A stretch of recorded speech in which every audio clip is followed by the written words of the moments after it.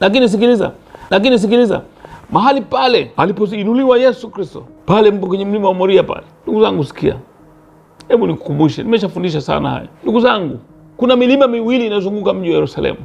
Mashariki kuna mlima wa Mizeituni, magharibi kuna mlima Sayuni. Lakini penye miteremko ya mlima Sayuni ndio kuna eneo linaloitwa Golgotha. Mara nyingine watu wakiwauliza Golgotha maana yake nini, wanakwambia ni fuvu la kichwa. Haya, kichwa cha nani? Wengine hawaelewi. Mtu mmoja akaniambia ni kichwa cha Yesu. Nisikitika sana. Kristo ana miaka mingi kanisani. Wapendwa, pale ndio maana panaitwa Goliath Gatar, ambako ni kifupi cha Golgotha kwa Kiebrania. Lakini Kigiriki ni Calvary na Kiingereza wakasema Calvary, maana kifuvu la kichwa. Kichwa cha nani? Daudi baada ya kumpiga Goliati alienda akakata kichwa chake, akaja na ushindi anashangilia. Kina mama wakasema ameua makumi elfu. Sauli ameua maelfu, akaona wivu. Lakini kichwa kile kiliwekwa pale, ndio maana panaitwa Golgotha, Goliath Gatar. Hali pale alala mkombozi wangu. Mlima ule baadaye ulibadilishwa jina. Mtumishi wa Mungu Daudi alibadilisha jina akauita mlima Sayuni. Ameuita mlima Sayuni, lakini miteremko yake ni ile ile Golgotha au Goliath Gatar. Lakini mashariki kuna mlima wa Mizeituni ambao nilifundisha siku moja, una vilele vinne, viwili virefu lakini viwili vifupi, na miteremko yake ndio kuna bustani ya Getsemani. Na Yesu Kristo siku zote alala pale. Hii milima miwili nimeuita mlima wa Mizeituni mlima wa baraka, lakini nimeuita mlima wa Sayuni ni mlima wa ukombozi. Wapendwa, hatuna muda wa kuzungumza mambo mengi, tumefundisha sana. Lakini mtumishi wa Mungu huyo anaambiwa akamtoe mwanae, alienda kumtoa pale. Ibrahim anamchukua mwanae, anataka kumchinja. Mungu anayeona sirini akaona huyu mtu haigizi, anataka kumchinja. Lakini wapendwa, neno linaumba. Wakiwa njiani, mtoto alimuuliza, baba, kuni tunazo, moto tunao, sadaka iko wapi? Akasema Bwana atajipatia. Haleluya! Akasema Bwana atajipatia. Na Bwana kweli alijipatia. Saa ilifika, Bwana akajipatia. Wapendwa, Mwisraeli yoyote mnapokuwa mnaongea naye, wanajua kwamba mtu anayekupenda hakuangalii sehemu nyingine, na kuangalia machoni. Machoni ndio penye reception. Mwisraeli yoyote, na Wamarekani wameiga hivyo. Ukiongea na Marekani anapenda umwangalie machoni, simwangalie sehemu nyingine, usipepesi macho. Ndio maana sipendi mtu ambaye nasalimiana naye hivi siku nyingi hujamuona naye, anakuambia habari ya siku nyingi, ndio habari za masiku, anaangalia juu, anakuteremsha chini, anaangalia umevaa kiatu gani, suruali bei gani. Huyo hana upendo, huyo hakupendi, mpishe huyo. Lakini anayekupenda na kuangalia kwenye reception machoni. Habari ya siku nyingi, Bwana Yesu asifiwe, hamjambo huko, ni amani. Lakini siku ile Ibrahim anapompeleka mtoto ile kwenda kuchinjwa, wapendwa, Isaka alijua baba yake anampenda, tena sio kidogo, anampenda sana. Na Ibrahim alijua kabisa, mwanangu anajua kama anampenda. Mtoto yule mpaka madhabahu inajengwa, analazwa pale, yeye macho yake anamwangalia baba yake, baba anamwangalia mwanae.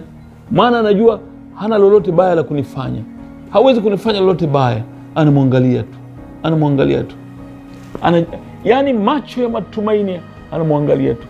Baba naye anamwangalia mwanae. Lakini Mungu akaona sirini kwamba huyu mtu mean business, ameamua kumchinja. Sauti ikatoka, Ibrahim, usimchinje mwanao, tazama kondoo yule. Haleluya! Haleluya! Kondoo akaletwa mahali pale. Alisema Bwana atajipatia, na kweli Bwana alijipatia. Wapendwa, kuanzia siku ile, kama nilivyosema, mpango wa Mungu siku zote ni kubadilisha vitu vibaya vio vizuri. Mungu aliamua kubadilisha eneo lile ambalo watoto walikuwa wanachinjwa pale wa binadamu.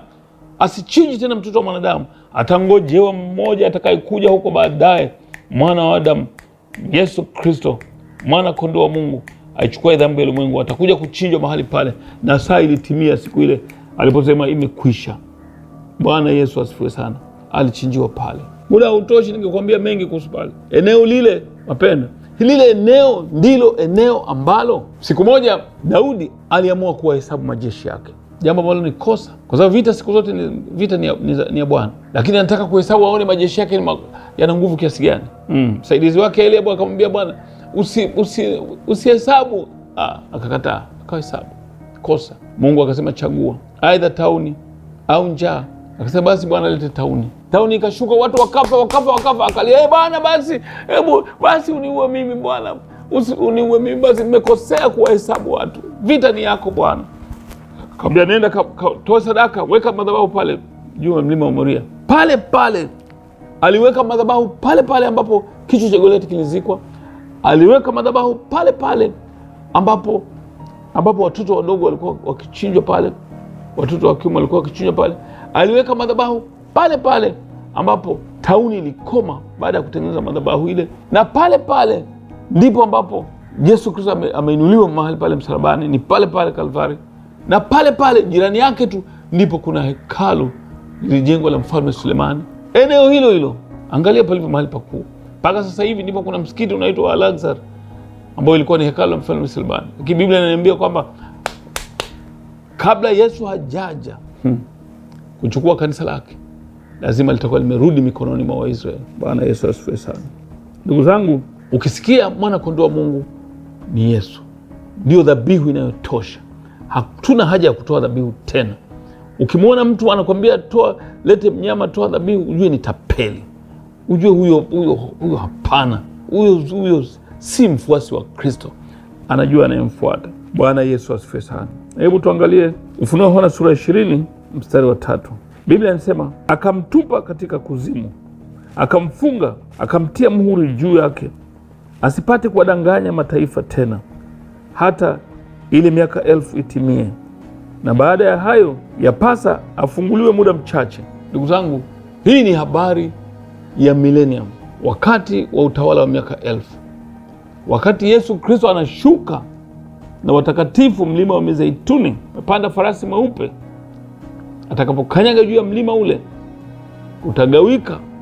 Utasoma nyumbani kwako katika Zakaria 14:3 pale. Litatokea bonde ambalo wanatheolojia wamelita bonde la kukata maneno. Pale ndipo watakapotembea watakatifu wakiwa na Bwana Yesu kuelekea mji wa Yerusalemu. Watakapita katika lango la mashariki, lango ambalo walipotoka kwenda mlimani ili apae juu, alipitia pale miaka zaidi ya 2000 iliyopita, na akirudi atapitia pale. Lango lilifungwa, haijulikani alifungwa nani, lakini atakapokuja litafunguliwa, haijulikani atafungua nani. Lakini atapita pale na ataenda mlima Sayuni, atakuwepo pale kama mfalme wa wafalme. Bwana Yesu asifiwe sana. Atakuwepo pale wakati anakuja kutawala miaka 1000. Ndipo pale andiko linasema kwamba akamtupa kuzimu. Yaani yule adanganyaye alitupa kuzimu, atatupa kuzimu na atafungiwa huko kwa miaka 1000. Bwana Yesu atusaidie sana. Na miaka 1000 itakapokuwa inakaribia kuisha, Biblia inasema kwamba atafunguliwa bado muda mchache. Kabla ya muda mchache wa kutimiza ile miaka 1000 atafunguliwa ili apate kuwadanganya.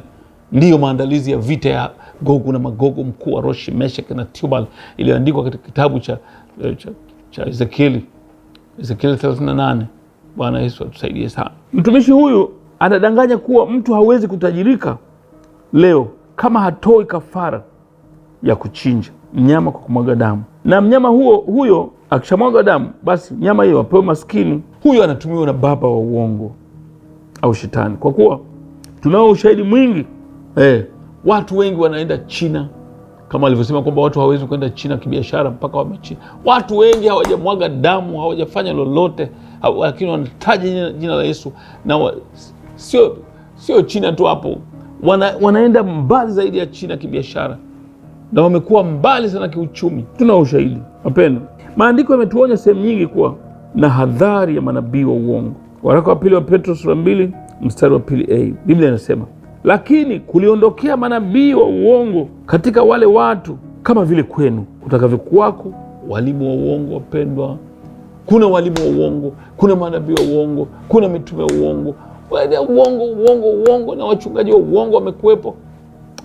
Katika jina la Yesu, mwokope kabisa, kukimbia huyo mtu anayekwambia kutoa dhabihu leo hii. Tuangalie Yohana 2 sura 1 mstari wa 7. Biblia inasema hivi, kwa maana wadanganyifu wengi wametokea duniani, wasiokiri ya kuwa Yesu Kristo yuaja katika mwili. Huyo ndiyo yule mdanganyifu au mpinga Kristo. Wapendwa, unafikiri mpinga Kristo atakujaje?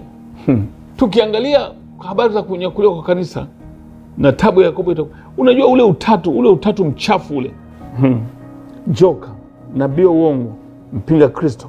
Wapendwa, nabii wa uongo ndiye atakaenda Yerusalemu kuwadanganya wale wa Israeli kwamba sasa umefika wakati wa kuabudu kama tulikuwa tunaabudu zamani. Lakini ataenda kule kwa manufaa, au kwa faida ya mpinga Kristo, kwa sababu mpinga Kristo ndiye anayetaka kutawala dunia yote, na huyu ndiye atakayesimama kwa ajili ya kusimamia mambo ya serikali na kupiga mihuri ya namba 666. Huyu nabii wa uongo akishafika kule baadaye, atakapoamua kuleta chukizo la uharibifu litakalojiinua kwa kila kitu cha kuabudiwa, atafika mahali atawaambia, atachinja madhabahuni pale najisi, halafu atasema mimi ndio Mungu.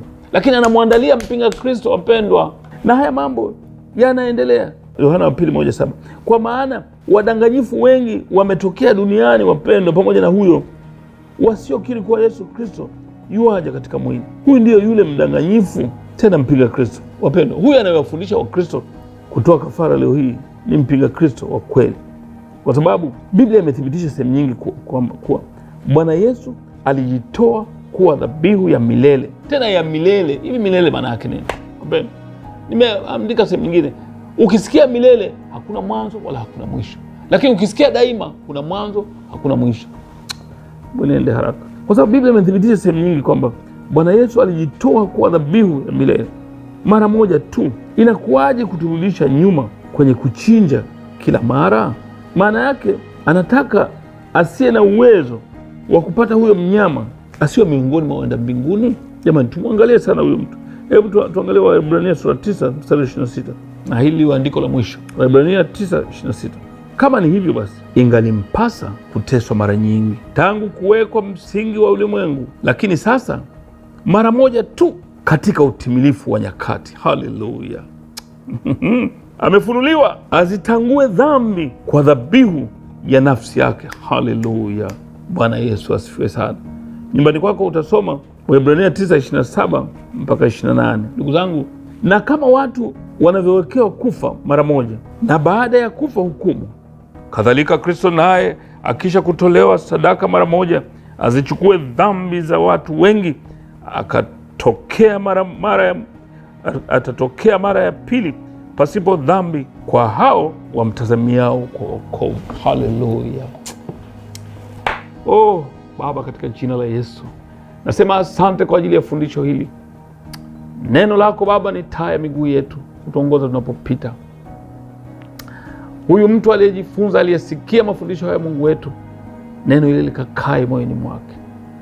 Umejitoa kama dhabihu inayotosha, umejitoa kama kafara inayotosha, Mungu wetu. Kwa kupigwa kwako sisi tukapata kupona. Asante kwa kuwa ni Mungu unayetenda maajabu. Mbariki mtu huyu aliyejifunza, muwezeshe kuenenda hivyo. Mbariki kila anachokigusa kikafanikiwe. Najua Bwana, wewe ni Mungu unaobariki, Mungu wetu. Ni Mungu unayefanikisha, wewe ni Mungu unayetajirisha. Asante kwa sababu hata hivyo utajiri tunaotafuta ni wa hapa duniani tu, lakini utajiri mkuu ni wa kurithi ufalme wako, Mungu wetu. Asante kwa kuwa utafanya haya, ni katika jina la Yesu Kristo, amen.